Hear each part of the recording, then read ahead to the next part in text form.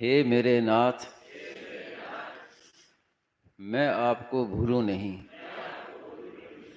हे मेरे प्रभु, मैं आपको भूलूं नहीं। हे मेरे स्वामिन, मैं आपको भूलूं नहीं।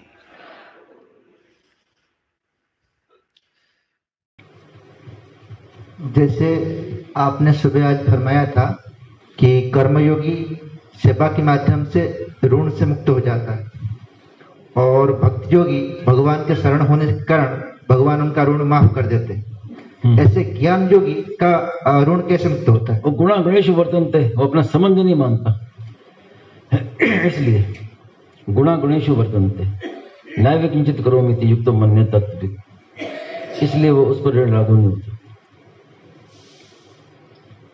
और सुबह आपने ये भी कहा था कि ज्ञान की इच्छा, सत और चित्त और आनंद, ये तीनों इच्छा सबके अंदर में रहता है जी। तो जो व्यक्ति कोई मरना नहीं चाहता, हाँ, तो फिर आदमी आत्महत्या क्यों कर लेता? आत्महत्या ये तो मूर्खता है, आत्महत्या मूर्खता है। उसमें भी स्वामी उन्होंने एक बात कही है कि जो आत्महत्या करता है, जिस समय उसके प्राण निकल रहे होते हैं, उस समय बहुत पश्चाताप करता है कि मैंने बड़ी भारी गलती की। और ये आत्महत्या दूसरे की हत्या करने का समान पाप लगता है उसको। वो अज्ञानता क्या है कि वो समझता है कि ये इतने बहुत दुखी है, दुख सहन नहीं कर पा रहा हूं, तो चलो अपने को खत्म कर दो, दुख मिट जाएगा। लेकिन उल्टा दुख उसने और बढ़ा लिया, क्योंकि दुख जो है कर्मों का फल है, वो तो उसको भोगना पड़ेगा ही। और नया उसने पाप कर्म और कर दिया, दूसरे की हत्या के समान उसने पाप कर लिया। और इतना बड़ा पाप किया, शास्त्र में लिखा है, धर्मशास्त्र में, निर्णय सिंधु धर्म सिंधु में, कि जिसने स्त्री ने गर्भपात किया है और या जिसने आत्महत्या की है, उसके पीछे उसकी जो क्रियाकर्म अंत्येष्टि कर्म करने वाले को पाप लगता है, उसके पीछे नारायण बलि करने वाले को पाप लगता है। तो अगर अब किसी को करना तो पड़ेगा ही, उसकी अंत्येष्टि क्रिया जो भी करना पड़ेगी, तो जो करेगा उसको फिर प्रायश्चित करना पड़ेगा उसको।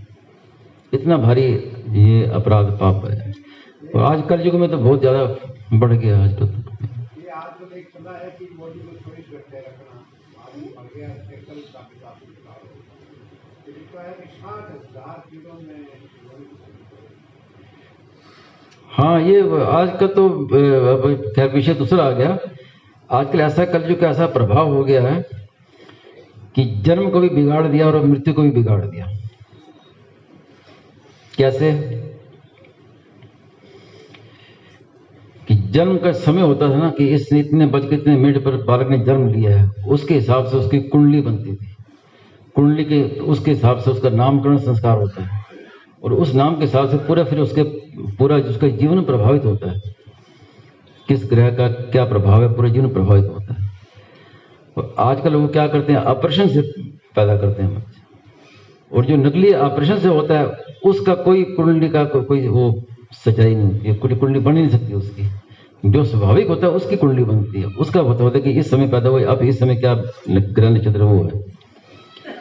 तो ऑपरेशन करते हैं तो वो तो बेकार हो गया, अब वो कितनी भारी हानि होगी। तो जन्म का समय खत्म। और मरने का भी होता है कि इस तिथि को मरा है, तो अब उस तिथि में पीछे लोग श्राद्ध करते हैं, उसका वार्षिक श्राद्ध करते हैं, आश्विन पक्ष का श्राद्ध करते हैं।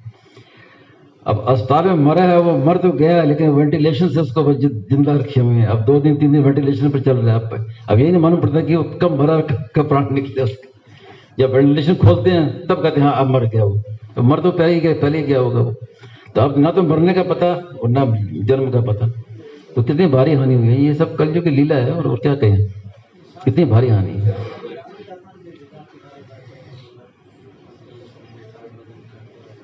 नहीं, वो अलग है, वो शास्त्र विधान, वो विधान अलग है।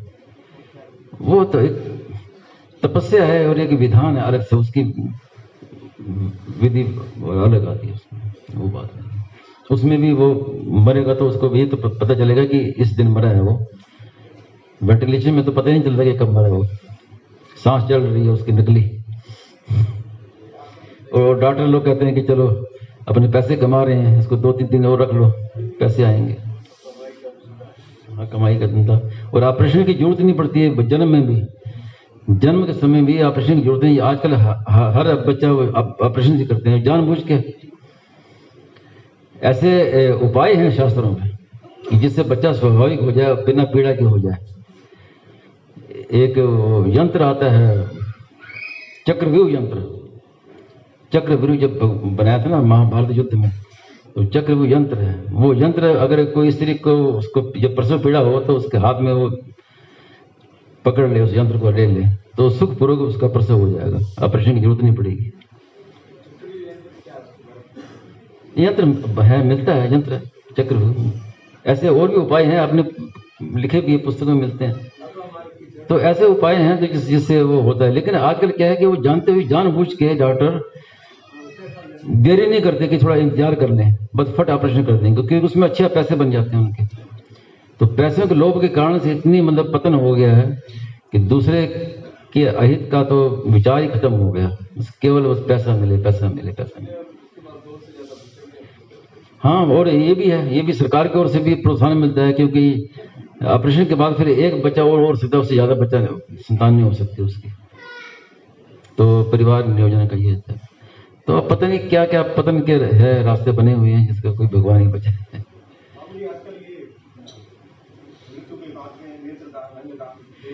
वो बिल्कुल निषेध है। स्वामी जी बहुत कड़ाई से मना किया कि मृत्यु के बाद नेत्र दान, अंग दान नहीं करना चाहिए, उसका अगले जन्म पर असर पड़ता है। नेत्रहीनों की संख्या बहुत बढ़ रही है विश्व में।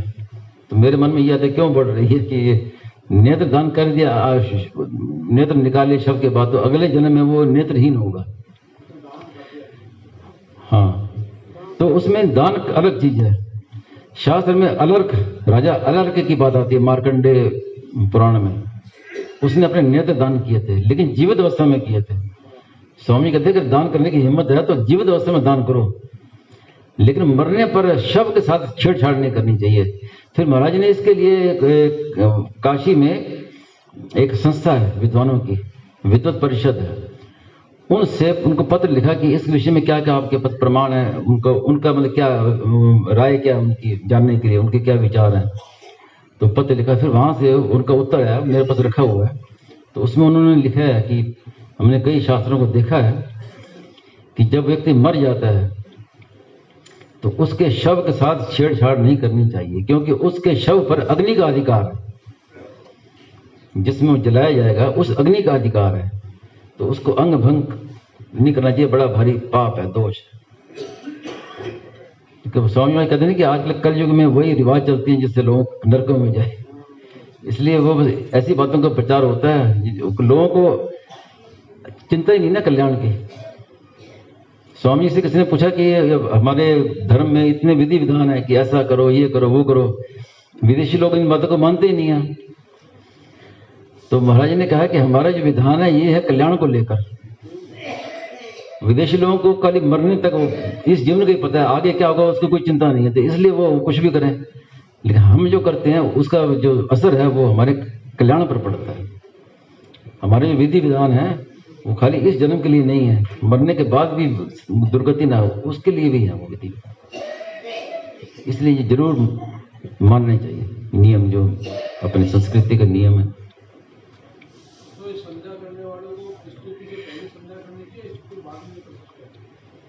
जो समय है, जो समय है वो एक समय रहता है ना, तारे कहते हैं क्या आप जानते हो? हाँ, उत्तम, हाँ वो श्लोक में याद नहीं हो तो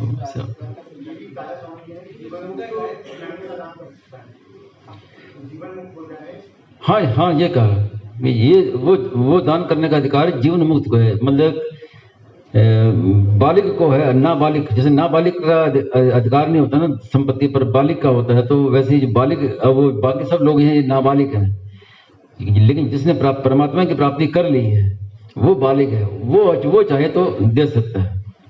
लेकिन दूसरा आदमी, दूसरा लेने वाला भी स्वीकार करे उसको, तो उसके कई प्रमाण भी मिलते हैं। किसने जीवन दान कर दिया, किसने क्या दान किया, लेकिन उसके पहले किसी का अधिकार नहीं है अंग दान आदि करने का, बिल्कुल अधिकार नहीं।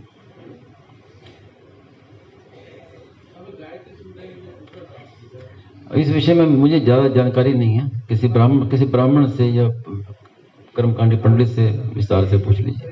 हाँ। नहीं, वो आपका एक निश्चित समय जो रख लीजिए, पहले का जब बात करो उस समय बस कीजिए बस। हाँ।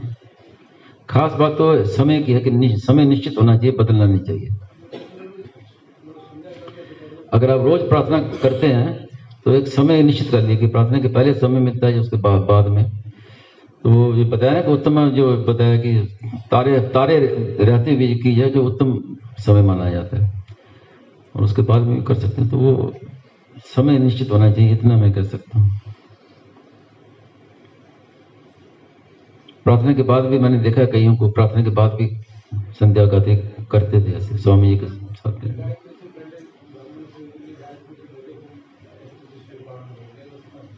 क्या जी? नहीं, ऐसा जस्ती नहीं बात, ये बात नहीं जस्ती। हाँ, नहीं सुना, लेकिन वो सही नहीं।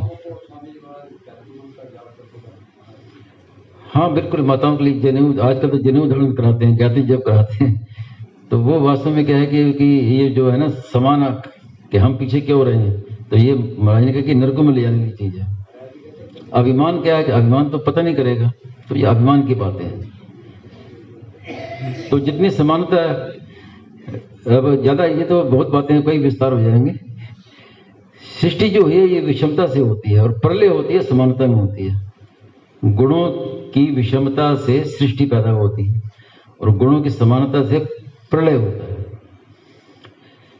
तो विषमता जो ये प्रकृति का नियम है, प्रकृति में विषमता है। आप कहेंगे नीम का पेड़ है, 4 पेड़ नीम के हैं, लेकिन सूक्ष्म दृष्टि से देखें तो चारों में फर्क है। चारों में भी एक पेड़ को देखें, उसमें जितने पत्ते हैं हर पत्ते भी आपस में नहीं मिलेंगे, सबकी जो शिराएं हैं अलग अलग हैं। तो कोई 2 चीज आपस में, इतनी विषमता है, क्योंकि विषमता में सृष्टि है। और जहां समता आएगी तो वहां विनाश शुरू हो जाएगा। गुणों के समता में नाश होता। तो अभी जो क्या है कि सब समान है, सब एक है, तो मूर्खता है, विनाशकाली विपरीत बुद्धि। वास्तव में सबका अपना अपना अधिकार है। स्वे स्वे कर्मणि विरतः संसिद्धिं लभते नरः। तो ये बुद्धि भ्रष्ट होने का लक्षण है कि भाई हम पीछे क्यों रहे हैं। तो अभिमान है, और अभिमान तो पतन करेगा। आप कल्याण की भावना थोड़ी है इसके पीछे, कोई इसके पीछे कल्याण की भावना नहीं है। जो कल्याण चाहता है वो ऐसे करेगा ही नहीं, शास्त्र निश्चित काम करेगा ही नहीं।